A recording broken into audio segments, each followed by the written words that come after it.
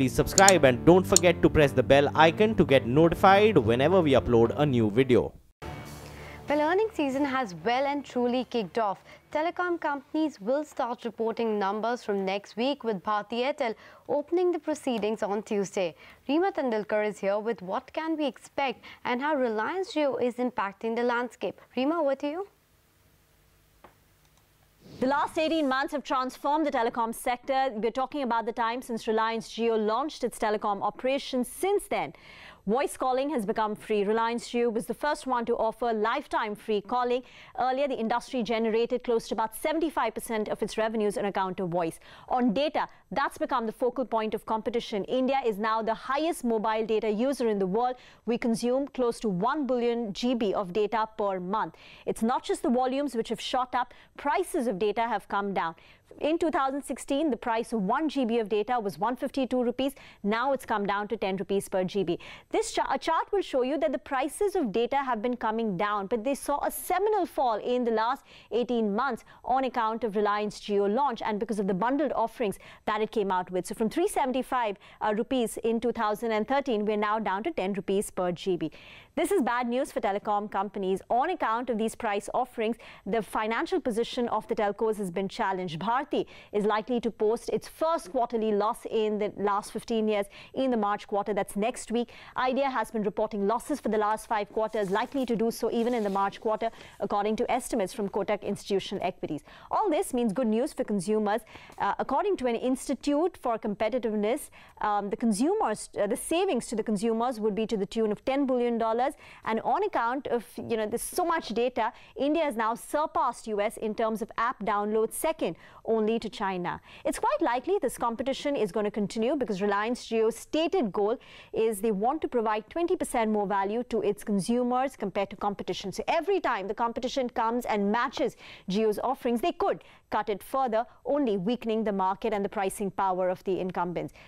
They've also stated that they want to hit a market share of 50% from their current 20%. This means that 5G offtake may just take some more time. It took India 4 years to transition from 3G to 4G, but 5G may take some time because the infrastructure for 5G networks will require a lot of investment. COAI estimates that purely meeting the network requirements of the industry is about $10 billion per year for the next 5 or 6 years, and banks are unwilling to lend to incumbents who are already sitting on a massive amount of debt. So we'll see how the 5G story plays out and whether the spectrum finds any takers. But for now, the industry has gotten disrupted on account of Jio. We'll await the numbers from Bharti and Idea in the coming few days. Just one disclaimer, Reliance Jio is owned by Reliance Industries, the parent of Network 18 and TV 18, which operate CNBC TV 18, the channel that you're watching. All right, Reema, interesting data analysis there as far as the consumption patterns of Indian users is concerned, as far as mobile data is concerned. But let's move on to some key earnings. Watch out for today. In key earnings to watch out for today, we have India Bulls Housing Finance reporting its 4th quarter numbers. Abhishek, what to expect? Well, Mangalam, to begin with, since you love cricket, they are like the Rahul Dravid of HFC sector, always consistent in their performance. So, loan growth between 30 to 35% will be positive. Remember that last quarter, it was at around 32%. Now, the spreads, that is the difference between the yield on book minus the cost of funds, that above 3.1% will be positive. Last quarter it was at 3.22, and generally if you see over the last few quarters it has been in the region of 3.2 to 3.25%. Now cross NPA below 0.9% will be positive. Last quarter it was at 0.77%. They have been focusing on affordable housing, and if you look at group finance numbers, the affordable housing disbursements have picked up, so that can be a positive figure if it comes in. Our polls suggest an NII growth of 24.5%, while net profit also to grow by 24.5%. Back to you. All right, Abhishek, you spoke about cricket, you spoke about Rahul Dravid. Do you think Chris Gayle-like performance anywhere in India Bulls Housing Finance expected today? Yesterday he hit a massive century. No, it's more to do with consistent. Whatever management has been guiding, they have been on it. So whatever the guidance, that loan growth will be above 30%, spread between 3.2 to 3.25%, and asset quality gross NPA will be maintained below 1%. They have been on it. Okay, Abhishek, thank you so much for that. But it's time now for a quick break. Up next, Power Minister R.K. Singh hits out at RBI's new bad loan resolution rules.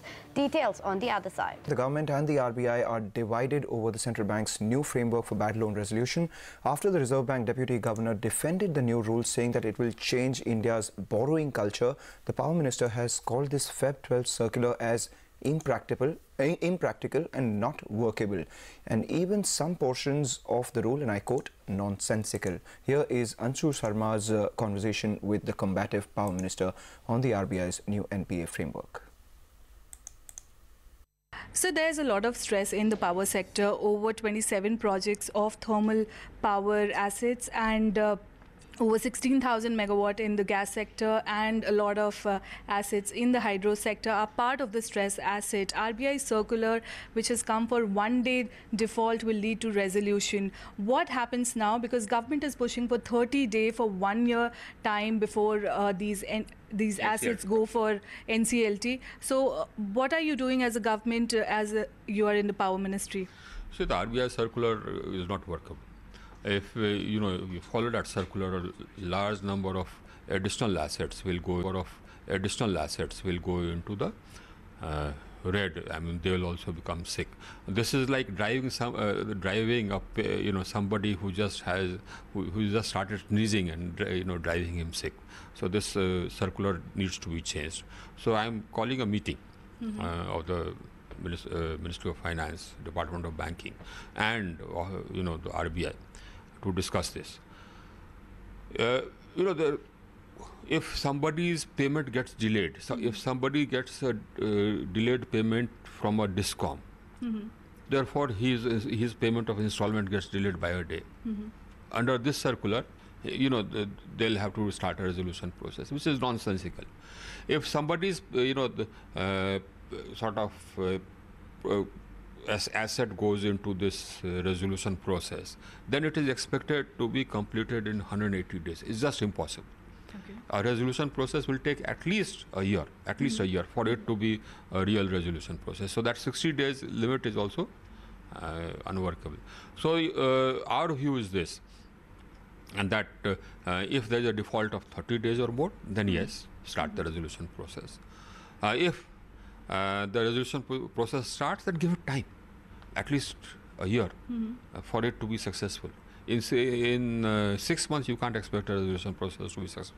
So this circular is impractical. This needs to be changed.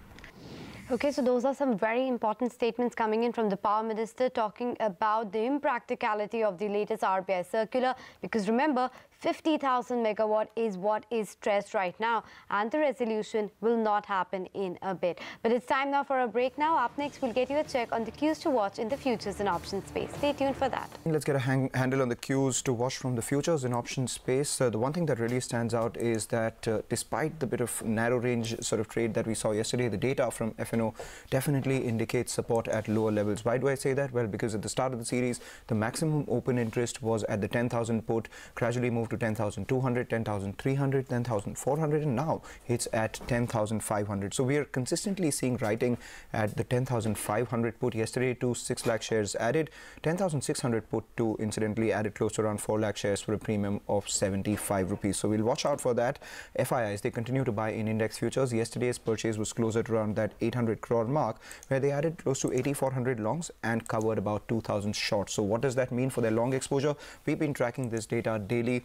CD started was 18%, then again moved to 29% a couple of days ago, 36% yesterday, and now it stands at 38%. So the FIIs are gradually increasing their longs. That's as far as the index future space is concerned. Watch out for individual stocks. Well, Rampur Chini, yesterday the open interest was fairly high on that one, has re-entered FNO ban. And watch out for Nalco. For the third day running, we're seeing incremental long build-up on that stock. The alumina play in play, perhaps. Okay, Mangalam, thank you so much for that. We will keep an eye out on all those cues, but that's all the time we had on Power Breakfast. From the team and myself, thank you so much for watching. Bazaar Morning Call comes up next.